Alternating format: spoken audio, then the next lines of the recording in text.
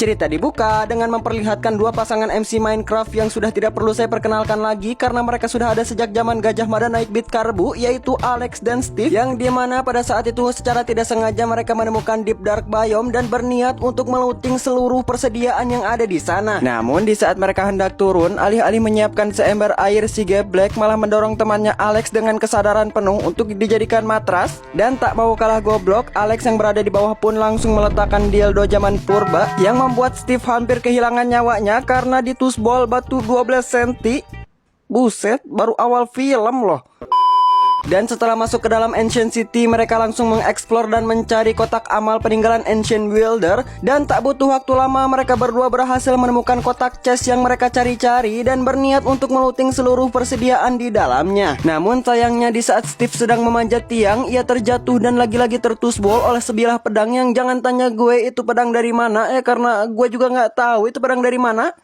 Tanya animatornya kenapa otaknya mesum kali. Hingga akibat suara tusbolan Steve yang sangat keras sampai-sampai membuat Skulk Sensor tertrigger, yang dimana mereka hampir membangkitkan entitas kematian penunggu Ancient City alias Warden. Dan di saat mereka berdua sedang memikirkan bagaimana cara mereka mencuri kotak amal Ancient Builder, tiba-tiba saja muncul seonggok skeleton akamsi penduduk lokal yang gue juga nggak tahu gimana caranya skeleton ada di sana. Dan lagi-lagi tak berselang lama seonggok skeleton dengan skin elite pasnya tiba-tiba saja muncul dan membantai seluruh skeleton skin gratisan pemberian Mojang hingga membuat mereka lari ketakutan. Dan setelah memperkenalkan diri, skeleton top up pun langsung melemparkan pedangnya menyatakan open war kepada Steve dan Alex. Dan terjadilah pertempuran epik antara skeleton top up dan Alex seorang diri karena temannya Steve sedang meratapi pantatnya yang sudah ditusbol 2 pedang dan 1 batu purba. Hingga karena saking hebohnya suara peradu mekanikan yang mereka buat sampai-sampai men-trigger seluruh Skulk Sensor yang ada di sana. Dan akhirnya makhluk yang tidak mereka harapkan untuk keluar pun akhirnya keluar juga, yang sudah siap menggeprek seluruh makhluk hidup yang ia dengar. Dan seketika saja Alex dan skeleton top up langsung menghentikan aktivitas adu mekaniknya karena mereka tahu makhluk yang ada di depan mata mereka bukanlah hostile mob biasa, melainkan hostile mob jemputan dari neraka jahanam yang tidak dapat dikalahkan dengan mudah layaknya hostile mob lainnya. Skeleton top up yang kali itu menggunakan skin elite limited edition seharga ginjal, dengan pedenya ia menghadapi Warden seorang diri karena ia mengira bahwasanya skin yang ia gunakan akan berpengaruh dengan damage yang ia berikan.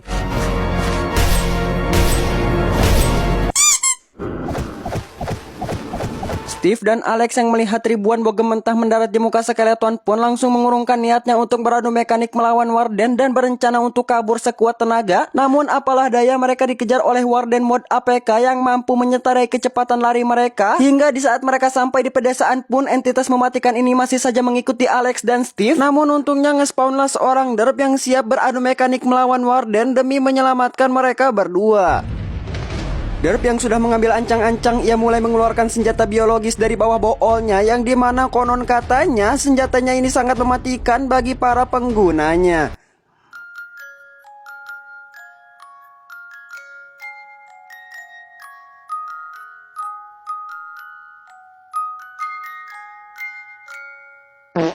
Tak berselang lama setelah satpam mereka wasted, Warden pun mulai mengamuk dan mengobrak-ngabrik desa hingga membuat seorang NPC pengangguran tergeprek oleh patung taman. Namun siapa sangka NPC yang digeprek bukanlah NPC biasa, melainkan ia adalah seorang Analtoli yang mampu mengangkat dan melempar patung dengan sangat mudah hingga membuat Warden disetubuhi patung taman. Warden yang murka pun kembali melemparkan patung ke arah Analtoli. Namun dengan lincah ia menghindar dan berlari ke arah Warden seolah-olah ia sudah dikaruniai kekuatan MC. Dan di saat Analtoli jumpsuit Warden dengan tangan kosong, Warden dengan mudah menservis Analtoli hingga terpental dan terputar-putar di udara.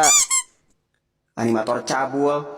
Steve yang melihat tidak ada satupun rekannya yang mampu mengimbangi Warden, ia pun mulai memikirkan bagaimana caranya agar monster yang ada di depannya dapat beristirahat dengan tenang di neraka. Dan seketika saja Steve memiliki ide untuk mengsummon Warden jadi-jadian, yang dimana nantinya ia akan diperintahkan untuk beradu gedik melawan Warden jahat dengan harapan desa mereka dapat selamat dari amukan Warden. Singkat cerita, setelah menemukan potion yang dapat menumbuhkan Warden baik, tanpa pikir panjang mereka pun langsung maksudnya merampoknya. Dan setelah sampai di Ancient City, Steve pun langsung mengecerotkan potion ajaib ke dalam tanah dengan harapan seluruh Skulk yang ada di sana hamil dan melahirkan seekor Warden baik. Dan setelah melakukan ritual menyenggol Skulk Sensor, tiba-tiba saja muncul seekor Warden berwarna kuning tumbuh dari tanah yang siap mengabdi kepada Steve dan Alex untuk buy one melawan Warden jahat. Hingga begitu mereka sampai di sana, mereka mendapati kondisi desa mereka sudah hancur berantakan. Bahkan Iron Golem mereka yang diiming-imingi memiliki kesaktian dapat membunuh tanpa menyentuh zombie di siang hari pun dibuat ketakutan dan tremor akibat keoverpoweran Warden yang tidak ada satupun entitas yang dapat menyeimbangi kekuatannya.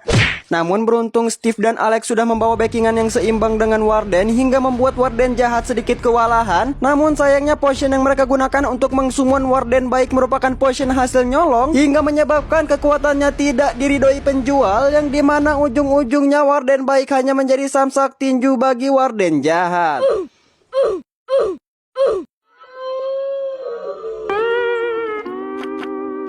Namun untungnya Steve tidak hanya mencuri satu potion melainkan dua, yang dimana potion yang kedua kali ini ia gunakan untuk mendapatkan kekuatan super, dan dengan lincah ia langsung meluncur ke arah Warden. Namun lagi-lagi ridho penjual tidak menyertainya, yang malah membuat Steve dicium tangan Warden. Kini hanya tersisa Alex seorang diri, yang dimana ia sedang memikirkan bagaimana caranya agar ia tidak satu nasib dengan Steve. Dan tiba-tiba saja otaknya merekomendasikan untuk melemparkan sebuah TNT ke arah Warden. Namun sepertinya damage yang diberikan TNT terlalu kecil, yang malahan membuat Warden murka dan menggeruduk Alex secara slow-mo. Sementara itu Steve yang tidak mau kehilangan momentum, ia pun langsung berlari ke arah Warden dan langsung menjump shootnya dengan sebilah pedang hingga berhasil mengamputasi kedua telinganya. Namun sayangnya ibarat kata pepatah, mati satu tumbuh seribu. Seribu masalah maksudnya. Alih-alih kekuatannya di nerf, Warden justru merespawn telinga baru yang satu paket dengan tanduk, yang malahan membuat Warden semakin tidak tertandingi. Namun untungnya di tengah peradu gedikan mereka tiba-tiba saja muncul sesosok derp yang kehadirannya sangat ditunggu-tunggu oleh Steve dan Alex. Ya intinya gitu. Namun sayangnya derp di nerf habis-habisan oleh animator hingga membuat dirinya dapat diservis dengan mudah oleh Warden. Sementara itu Warden kembali meluncurkan serangannya, yaitu dengan mencobloskan telinganya tepat di kelapanya Alex hingga membuat tubuhnya digerogoti Skulk, yang dimana hal itu membuat Steve bersyukur sekaligus ngeri. Bersyukur karena ia tidak satu nasib dengan Alex, namun juga ngeri karena jika Warden baik sudah dibongkar pasang, derp sudah diservis, dan Alex sudah dicoblos, lantas kini Steve tidak bisa membayangkan akan seperti apa bentuk jasadnya 5 menit ke depan, karena ia kini sedang berhadapan dengan entitas paling mengerikan di seluruh Bima Sakti.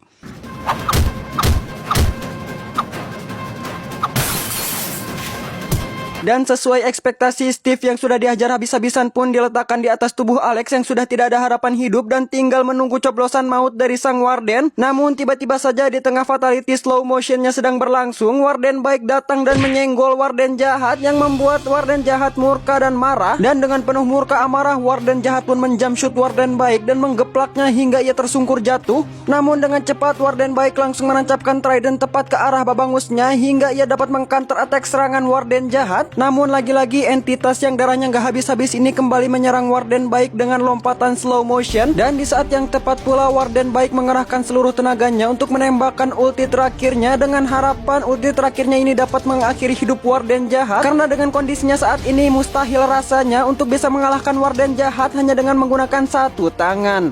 Namun apalah daya, ultinya ternyata tidak berpengaruh apa-apa terhadap Warden jahat, yang dimana kali ini Warden baik hanya bisa berzikir dan berdoa agar ada keajaiban yang dapat membantunya memenangkan pertarungan ini. Dan tak berselang lama di saat animator berkehendak, disitulah logika ditabrak, yang dimana secara tiba-tiba Warden jahat tergeprek oleh sebuah patung taman dan langsung meninggal di tempat tanpa sempat mengucapkan kalimat syahadat. Padahal di scene sebelumnya Anatoly sempat menggeprek Warden menggunakan patung taman, namun berhasil di comeback kembali oleh Warden dengan mudah.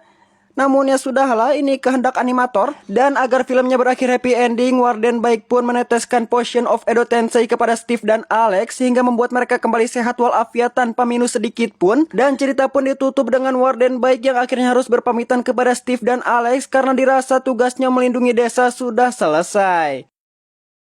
Ya, intinya pesan mortar yang bisa kita ambil dalam hidup ini, kita boleh merasa percaya diri, tapi tidak semua masalah dapat kita hadapi seorang diri. Ada saatnya kita harus unjuk diri, tapi ingat, tidak selamanya kita harus berkompetisi. Pada dasarnya kita boleh berpikir optimis, tapi jangan sampai bersikap egois yang malah membuat hidupmu semakin kritis. Ingat, karena sejatinya kita diciptakan bukan untuk menjadi manusia yang individualis.